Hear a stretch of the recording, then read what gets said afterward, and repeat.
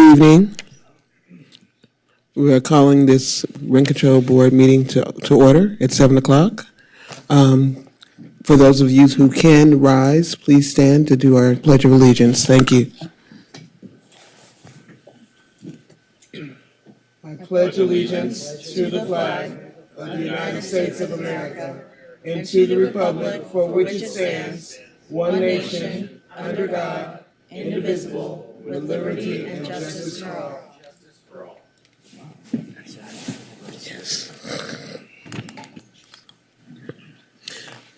Give me a roll call, please.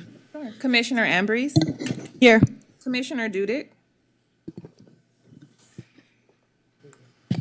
Here.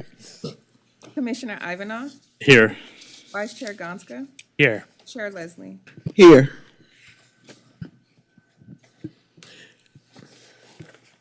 Can we have, has anybody had time to review the minutes?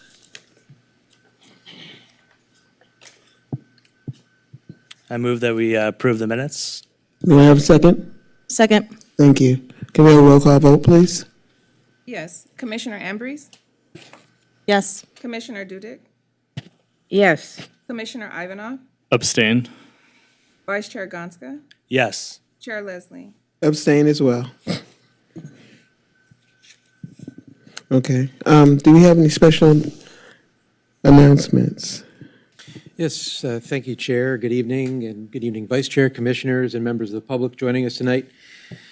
Firstly, I would like to welcome our newest Commissioner, Phyllis Dudick, to the dais. Welcome. In addition, I would like to thank Commissioner Ambrose for her service as an appointee, and now she starts her first full term on the board. Congratulations to you both. And on behalf of myself and the entire agency staff, we look forward to working with and assisting you throughout your tenure on the board. I'm pleased to report that 50 people participated in Monday's Landlord-Tenant Forum presented by Rent Control, the Consumer Protection Unit of the City Attorney's Office, and the Legal Aid Foundation of Los Angeles. There was a good mix of tenants, property owners, and property managers, and all participants were able to have their specific questions answered.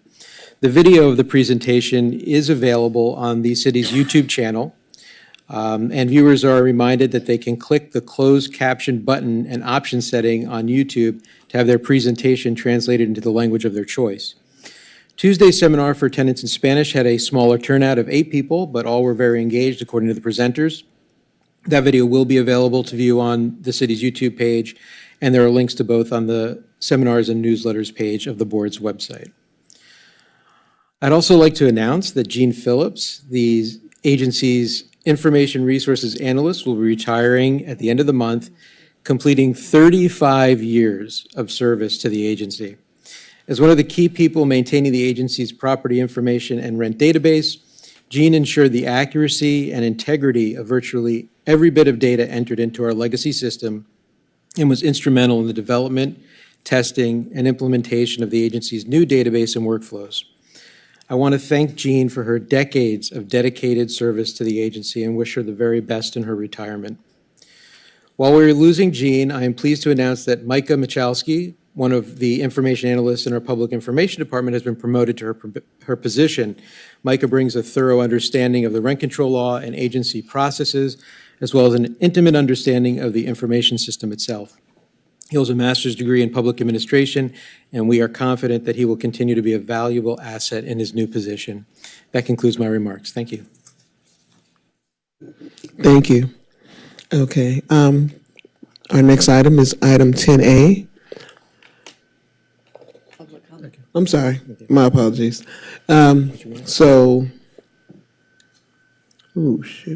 Okay, so this is the time for public comment. The first person we're going to call is Michael DeLuise. Did I pronounce your name correctly? Okay, thank you.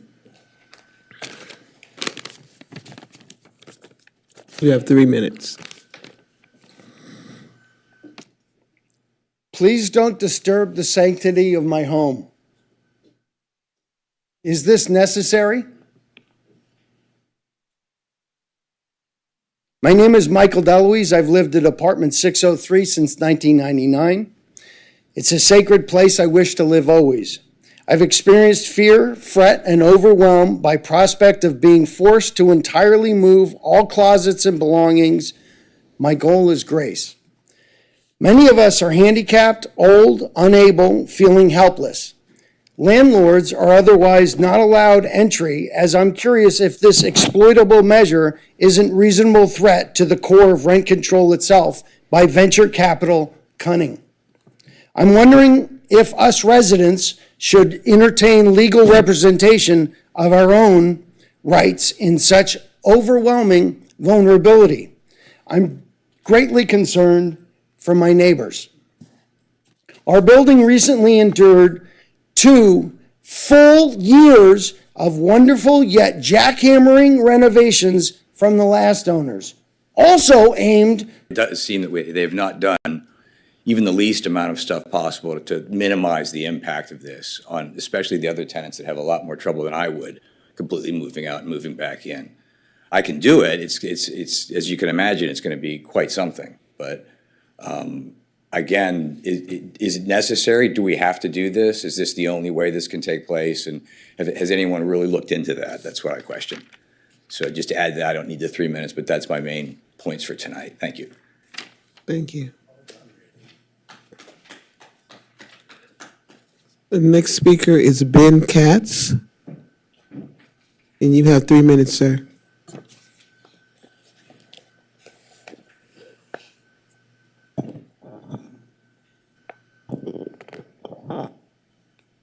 So I'm going to trigger some people on the council. I went to the same business school as Donald Trump and Elon Musk, so I'm a student of economics, like probably some of you. And we all understand the difficulty in rent control, right? People who have non-market rent and landlords who own buildings have an annuity for their IRR. It's a diametrically opposed things. We understand. You don't have to go to a fancy business school to understand what's happening here. As every single tenant in my building, 220 San Vicente, has already asserted, not a single tenant desires a upgrade of our sprinkler system. Our understanding of the upgrade of our sprinkler system is a insurance savings mechanisms because of the many fires that we're having in our community. And I respect the landlord's goals to maximize their IRR. But I also signed a lease 4 months ago with no disclosure of this project. I pay market rates. I employ 200 people in California. I don't have the same challenges that the lady who emails me who has Parkinson's and doesn't know how to move her stuff has. My concern is that my kids who go to Archer and Smash are going to breathe in asbestos particulates. I can afford an $8 million house in Malibu. I can live in the flats in the Gillette Tract. I have no issue with any of the problems that all of my fellow tenants have. But I do have means, and I do have the ability to express my concern where this is such clear tenant harassment, and every person here understands that. Every single person here. You don't need to go to Wharton for that. Every single person here, every single one of your constituents, with the exception of landlords. By the way, I own the largest sorority house on UCLA's campus. I understand the complexities of being a landlord. If you want zoning complexity, own a sorority house on UCLA's campus. So private buildings have HOAs to protect the owners because it's owned by the owners. Rent-controlled buildings have no such representation and don't have market rights. We have tenants with below market rent, and we rely on the city. So I ask this question only. Who here or in this building has ever overseen a safe asbestos project on behalf of someone you cared about in a 7-story or more building while moving people out only floor by floor, while the HVAC system is antiquated? Why shouldn't this just be a 12-month move out for everyone?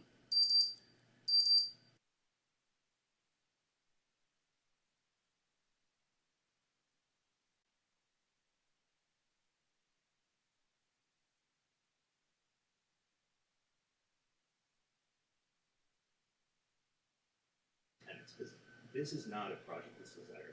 This is bad for coastal commission issues and their parking. This is bad for every single person in the building. I have 45 people in the Sir? building on an email list, not one person wants this. We all vote.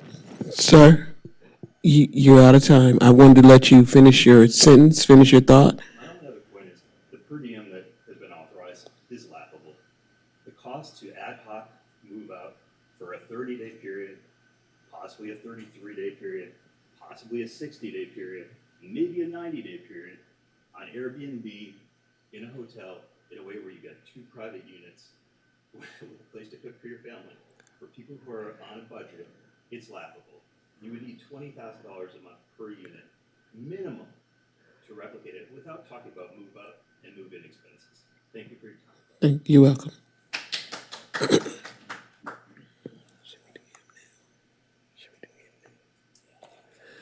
Okay. And next we have Ellis Raskin. Sorry, Council Member Ellis Raskin.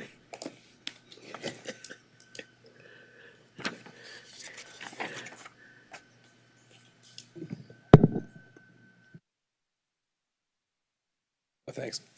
Thank you, Chair Leslie. I just wanted to briefly congratulate Commissioner Abrius and Commissioner Dudick on beginning your terms here. It was really an honor to get to know you better over the course of the election, Commissioner Dudick, and really looking forward to seeing your leadership on this board over the next 4 years. And this is a rent board that is comprised of really incredible leaders, subject matter experts, and the entire community is enriched by all of your service. So thank you all. Thank you. Okay, Commissioner Gonska, Vice Chair Gonska, I'm sorry. Thank you. First of all, I just want to thank all the speakers here, particularly from 220 San Vicente. I know that I know that you are aware, there will be a meeting for the tenants of that building on Monday.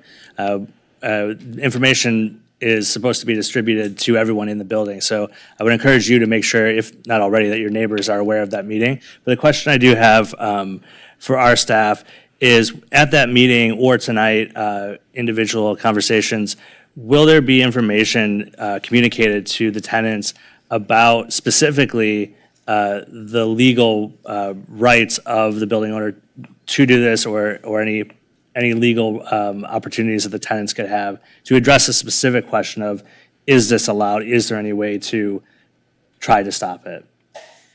There will be a representative from the Legal Aid Foundation of Los Angeles. Is this on? Yeah. So there will be someone there from the Legal Aid Foundation of Los Angeles on Monday night, which you can direct some of your legal questions to. I will say that I have had meetings with our city attorney's office and with our building and safety and fire departments. We're trying to figure out, as you have indicated, whether there is a way to do this differently that wouldn't require your relocation. We're trying to work with the owners on that. As a number of the speakers have pointed out, this is not something that is being required by the city.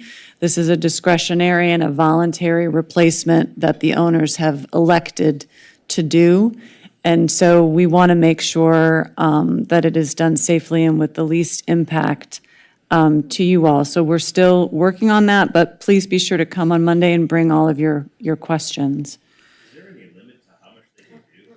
Yeah, unfortunately, because this is not on our agenda, we can't take questions. I can only take questions from the dais. But your questions are, if you come Monday and ask your questions, then you'll get more full answers. Sir, we cannot. She cannot answer questions from the gallery. Blah, blah. Well, I understand that. And please understand, we're not disregarding what your concerns are. It's just there's rules that are in place that we must follow. So please, maybe you can talk to some staff in the back, but right now you can't go back and forth with the people here on this dais, okay? No, ma'am, we cannot. One thing I'd just like to add is I think that, I know, just speaking for myself, that this is something that is of utmost concern to me. And as Commissioner, or as Chair Leslie stated, we have a very specific procedure that we have to follow in order to run this meeting. But that we will definitely be not only looking into this, but addressing this directly. I will be personally, we will be talking with the staff. I can assure you that the staff is already looking at this, organizing this meeting. I will be planning to attend the meeting on Monday, but I do just want to say that we will have plenty of opportunity to answer those questions at that Monday meeting. And tonight, we have staff here who very often will talk to folks because, as was mentioned, this issue isn't on the agenda tonight, so it's not official business before us, but Sir? that's why we're going to have staff here that can talk to you individually tonight. But I just want to assure you that we're not dismissing your concerns at all. This is definitely something I appreciate personally you bringing this. Thank you. I appreciate you bringing this to our attention tonight. Commissioner Dudek. Yes, I just wanted to add that, just for everyone's information, that City Hall is closed on Friday. If anyone is planning to make a call to the rent control agency, please note that it's closed and the best time to do it would be on Monday. I think they open at 8 o'clock, right? 8 o'clock. And I have a question also. At the meeting, and I do plan to be there as well with Kirk, will the needs of the disabled be addressed? ADA requirements, will that be addressed at that meeting? Yes, they will be. Thank you. One other thing. I do believe an RSVP is required for this, isn't it, to attend? If they can sign up, then they'll get a link to the meeting, but they can also join by phone. So if they're unable to sign up via a computer, they can call the Rent Control Board and get the number to join. You can call the Rent Control Board on Monday to get the number to. Please pass the word. Thank you. One other question. Vice Chair Gonska. One other question. In terms of the RSVP requirement, if somebody doesn't RSVP, will they still be able to join? Yes, of course. Okay, thank you.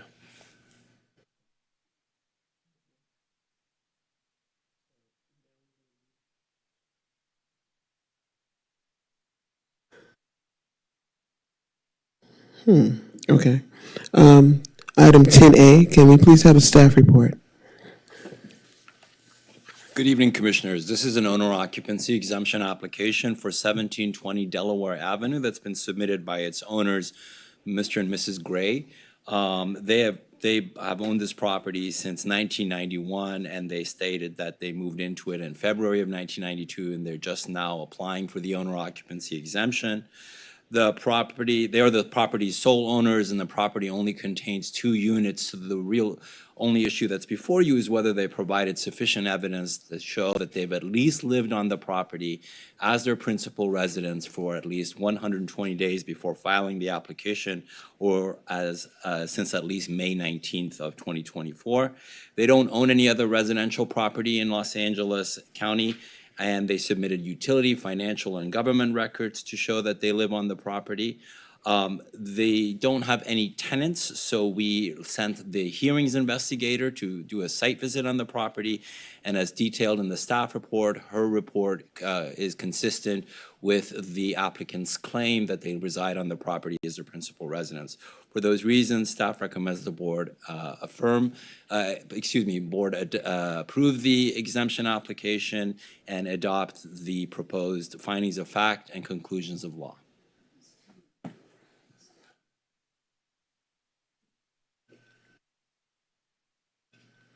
Commissioner Ambrose. I think this item is very clear. The petitioners have submitted numerous utility bills, bank statements, driver's licenses, proving that they have occupied the unit well before the 120 days. In addition, the report was submitted that their investigator went to the unit, and the applicants have demonstrated that they are living in the building, in fact, both units. So I'm satisfied with that evidence, and I move that we approve the exemption at 1720 Delaware Avenue. I'd second that. May we have a roll call vote, please? Yes, Commissioner Ambrose, Yes. Commissioner Dudek, Yes. Commissioner Ivanov, Yes. Vice Chair Gonska, Yes. Chair Leslie. Yes, Motion carries. thank you. Item 10B1, may we please have a staff report? Commissioners, this is regards 2921 Arizona Avenue, Unit 2. This is an appeal of a decision that granted rent decreases to Emily Gay and Brooke Chavez, who are tenants of this unit, as a result of impacts from construction of ADUs on the property. The owner filed this appeal after the 10-day deadline, and the board may consider it only if it finds good cause for the late filing.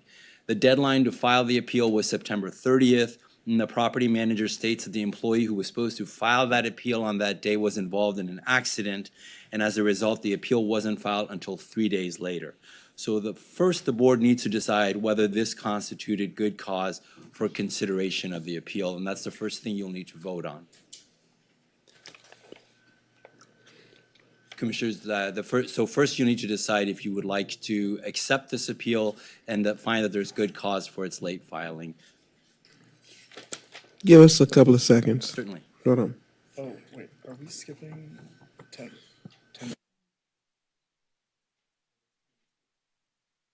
This is 10B1.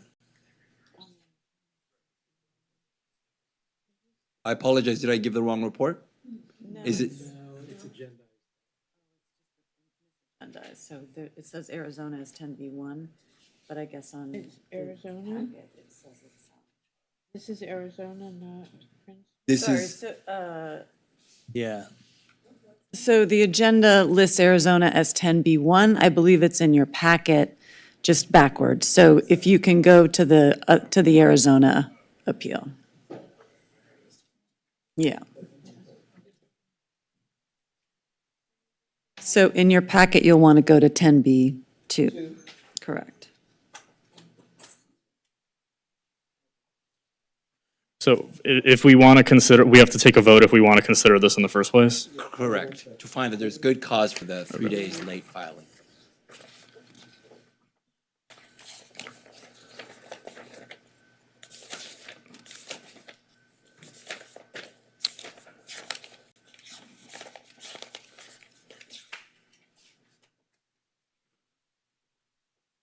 So this, oh, okay. Commissioner Ambrose. Okay, so the question is Board Regulation 4021, whether or not, there's been shown to be good cause, is that correct? That is correct. So I had a question. So it was stated that the reason for the delay was that a staff member had an accident. Correct. Is there any evidence provided for that? They provided some documentation to show that that person is on leave. Right, so it was stated that they were in an accident, but then I think the document that we received was an email that said that Rachel Ross is on a leave of absence effective Monday, 9:30. And then it goes on to say, just please remove email and for other staff members to report to somebody else. Is that the document? That's Evidence that was that's the provided. evidence. Okay, thank you.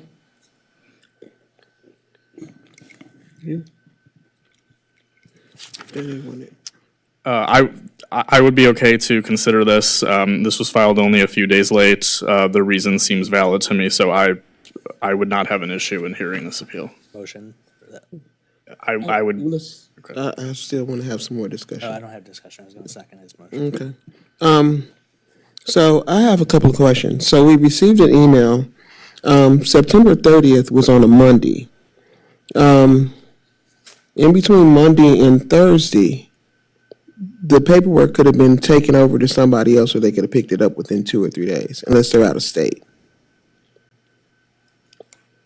I don't necessarily want to have a motion to accept it. Commissioner Ambrose? Just as part of that discussion, if this is an attorney's office, I'm assuming that this email was sent through?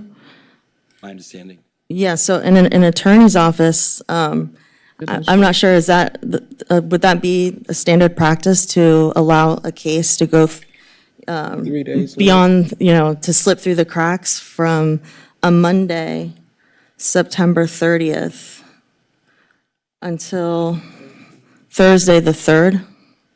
And when it was provided notice, here, this is the evidence to forward all emails to another person. That's just I guess my question to the rest of the board for consideration. My,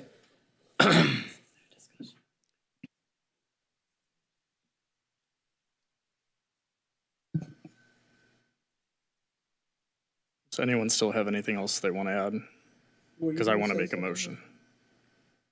I was just going to say that actually the appeal was filed by the property manager, so it was from the property manager office. You're gonna make a motion? No? Okay. I would make a motion finding that there's good cause to hear the appeal. I second that. Commissioner Ambrose? No. Commissioner Dudick? Yes. Commissioner Ivanov? Yes. Vice Chair Gonska? Yes. Chair Leslie? No. Motion carries.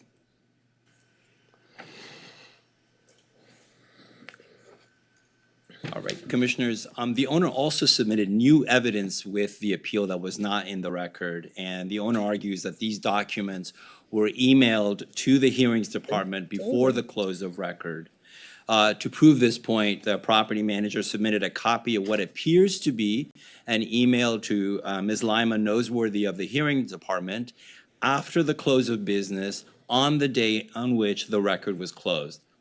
Board records, however, don't show any evidence of receipt of this email, and moreover, as detailed in the staff report, these documents aren't material to the hearing officer's decision and findings of fact, and staff recommends that the board not consider the new evidence.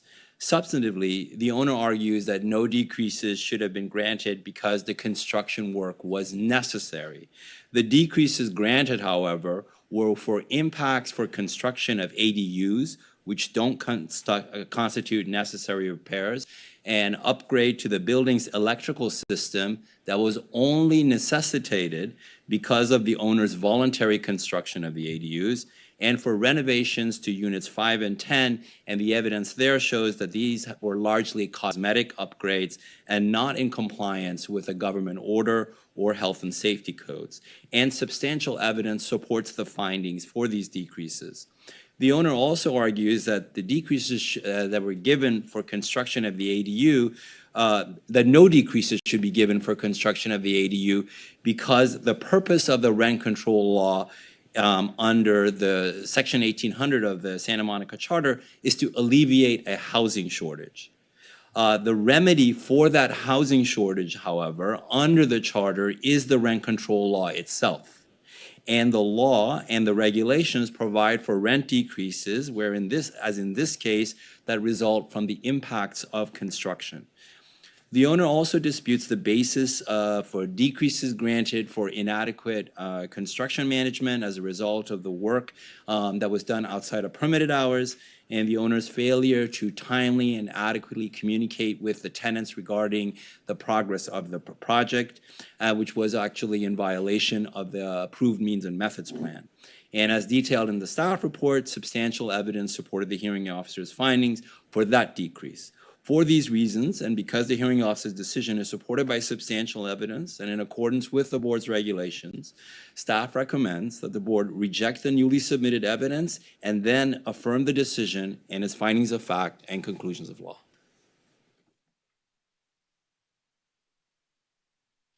Vice Chair Gonska. I only have one question on the staff report. I noticed in on page 57, I think there's just a typo in the grid stating the effective MAR as of April 1st, 2025. I understand that that's been corrected with the parties. Has that also been corrected in the public record? Yes, there is an amended decision that is part of the public record now. Okay, thank you. And just to point that out to the other commissioners, that is, it just stated that it was 1803, but there's a $50 ongoing decrease. This is, it's page 64 potentially. It's printed 57, but on the PDF it's page 64. I don't know how it's numbered there. But it's just at the end where they,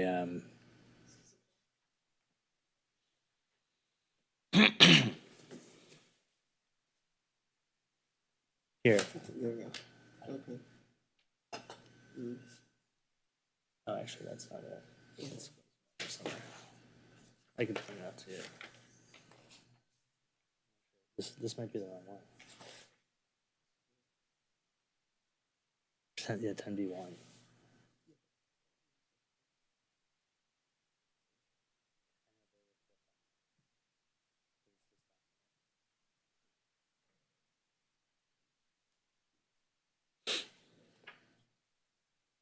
I think, is this Princeton? Yeah. Yeah, this is the one. So it's here. So this is 1803. So it stated that it was 1803 ongoing after April 1st, but because of the $50 ongoing deduction, it should be 1753. But that's already been corrected with the parties and in the record, so thank you. Commissioner Ivanov. I did not find any clear error when I reviewed this decision. We should not take into account the additional evidence submitted. The construction was not necessary for repair or maintenance. We have witness testimony corroborating that the construction was done outside of normal business hours. So I would be inclined to affirm this decision. I second that motion. I'm sorry. My apologies. Commissioner Ambrose. I'll make the motion then. As I just stated. Commissioner Ivanov. I'll second that. All right. Can we have a roll call vote, please? Commissioner Ambrose, Yes. Commissioner Dudick, Yes. Commissioner Ivanov, Yes. Vice Chair Gonska, Yes. Chair Leslie, Yes. motion carries. So now on to item 10B2. May I please have a staff report? Certainly, and this is regarding 1138 Princeton Unit B. Commissioners, this is an appeal of a decision that granted rent decreases to tenant Fadi Moalif as a result of impacts from construction of ADUs on the property in which she lives. The owner appears to argue that the decision should be reversed because the hearing officer issued her decision more than 120 days after its filing. As explained in the staff report, the 120-day deadline is a directory one, not a jurisdictional one under the law. And the remedy for any delay in issuing a decision beyond a directory deadline is a writ to the court to compel the issuance of the decision. The owner never filed such a writ, and the point is moot in any case, since obviously the decision has been issued. The owner also appealed the $50 decrease that was granted for loss of natural light. The hearing officer found that the owner's construction of the two-story ADUs in close proximity to Ms. Moalif's unit reduced the natural light that she received in her unit, which entitled her to a rent decrease as a substantial reduction of housing services. The board acts as an appellate body in this case, so it should affirm the hearing officer's findings if they're supported by substantial evidence. And as detailed in the staff report, substantial evidence supported that finding that underlied that decrease. The decreases that was given for that is also consistent with the board's regulations, and the amount reflects the lower MAR of the tenant and the fact that the housing service was substantially reduced but not eliminated. Because this decision is supported by substantial evidence and in accordance with the board's regulations, staff recommends the board affirm it and its findings of fact and conclusions of law. Thank you. Commissioner Ivanov. I just had a clarifying question for staff. I noticed that we cited to Board Regulation 4400 H5, saying that the grounds for a decrease are not limited to those specified in the board's regulations. Do we have precedent for that before? Is this something that we've done before in terms of awarding a decrease for something that's not outlined in the regulation? Yes, because it's a non-inclusive, it's in a list. So so long as it is a housing service that has been substantially reduced, then yes. Okay, so my question was going to be, is there any limitation then? So would the limitation be that whatever it is, you would have to find that it qualifies as a housing service? Correct. Okay.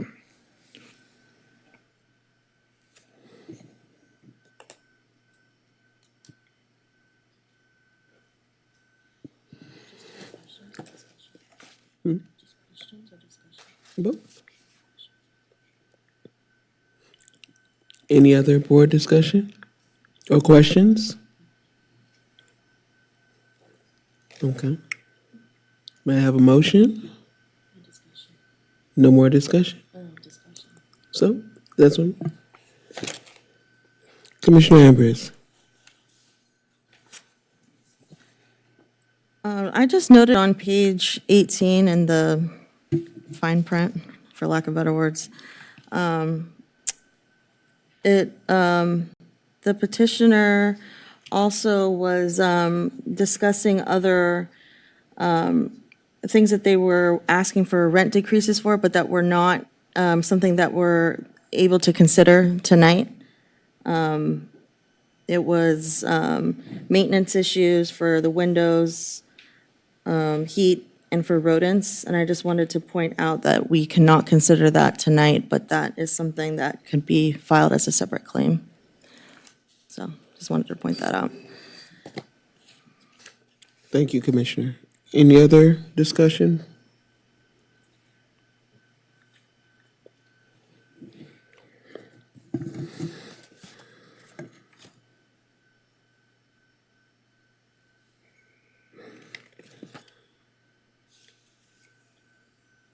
Commissioner Ivanov. I move that we affirm the decision. Second. May we have a roll call vote? Commissioner Ambrose, Yes. Commissioner Dudick, For sure. But It's not, oh, there we go. Yes. Commissioner Ivanov, Yes. Vice Chair Gonska, Yes. Chair Leslie, yes, motion carries. thank you. That's a new one. Staff Attorney Regan, come on. Thank you, Chair Leslie. Just as a point of order, could we the motion for 10B1, just so that there was a clear record, could I ask Commissioner Ambrose to redo that motion? So we're, just for the record, we're going to go back to 10B1, and we're going to redo that motion and have a second and The do the roll. 10B2? Can you use the address? Would be for 2921 Arizona. We just did Princeton, which is fine, but I just wanted to clarify and make sure that we had a clean record on 10B1, 2921 Arizona. I believe the motion was to affirm, but I think we didn't quite get that far. Okay. So I affirm the decision at 2921 Arizona Avenue. I move to affirm the decision at 2921 Arizona Avenue. Very well done. Thank you. I'll second that. Thank you. I thirded it. What? I thirded it. Wait, roll call. We have a roll call vote, please. You want to redo the roll call vote? Thank you. Okay. Commissioner Ambrose, Yes. Commissioner Dudick, Yes. Commissioner Ivanov, Yes. Vice Chair Gonska, Yes. Chair Leslie, Yes. motion carries. Now moving on to item 12A. Thank you, Chair. This is the final fiscal year 23-24 budget report. The purpose of the final budget report is to inform the board of the agency's budgetary experience following fiscal year 23-24 in relation to the projections made in the adopted budget. The report is informational only and requires no board action. In June of 2023, the board adopted an operating expense budget of $6,138,053, along with a non-operating expense of $52,932 to cover the 7th of 10 annual PERS loan payments. The original revenue projection for the fiscal year, which is primarily obtained through registration fees, was $6,129,732. Actual registration fee revenue for the fiscal year was $6,048,384, which is $29,976 less than the total projected for the fiscal year. But with intensive collection efforts, staff collected $45,522 for past year's fees, which has been instrumental in shrinking the gap between the projection and the actual amount collected throughout the fiscal year, and has brought us very close into accord with the projection staff made in prior updates. Accounting for other revenue sources, including greater than anticipated interest earnings, the total revenue for fiscal year 23-24 was $6,158,006. In light of the budgeted amount of $6,129,732, resulting revenue was $28,274 more than projected in the operating budget. There were also savings realized in operating expenses. Operating expenses for the fiscal year totaled $6,043,634, which is $94,419 less than budgeted. By year end, savings were realized for all three budget categories. Salaries and wages category, a savings of $28,658, supplies and expenses, a savings of $636, and capital outlay, $51,125. The adopted budget projected a small deficit of $8,321. The actual savings at year end was $114,372. The savings will be added to the board's reserves, providing a total reserve fund balance of approximately $1.66 million. I'm available for any questions. Also, Lyman Noseworthy, our budget officer, is here in the gallery if you have any questions that I can't answer. Thank you. Commissioner Ambrose. Commissioner Ambrose. I just wanted to say that I think it's great that we're able to have over projected budget, in part due to staff's extensive collection efforts. We had that report, I don't know if it was last meeting or the meeting before, where we broke that down and we were able to collect some of those fees that we weren't receiving before. So I think that's great that we were able to get that into the budget. So thank you. Vice Chair Gonska. My question, so this is the report is for the fiscal year that ended in June of this year. So we're about halfway into the current fiscal year. That's correct.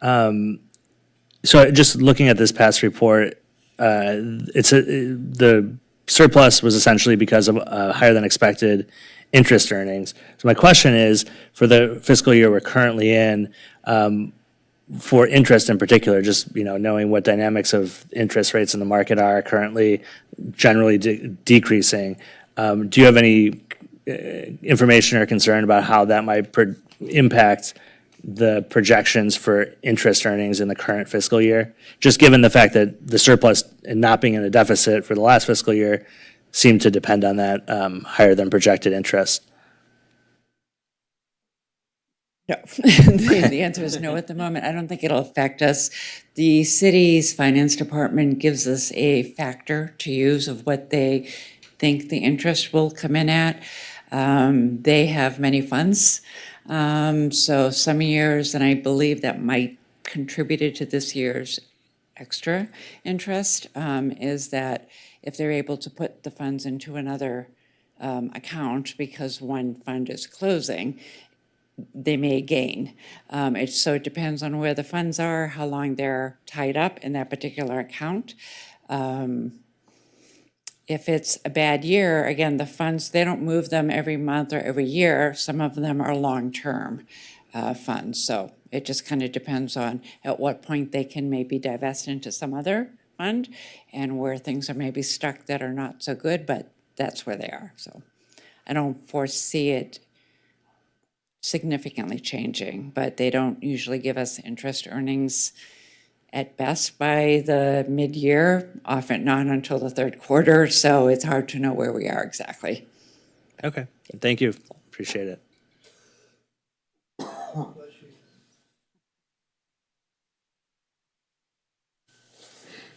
Thank you. Do you need a motion for the, okay. All right, so we are moving on to item number 16, which is adjournment. And in my fashion as my chair, my first time being chair of this rent control board, and me being the first African American woman of African descent, I conclude this meeting just telling everyone to have a happy holiday and take some time to rest and reflect. We have a very dynamic year ahead of us with a lot to do. So prepare yourself and go forward. Thank you.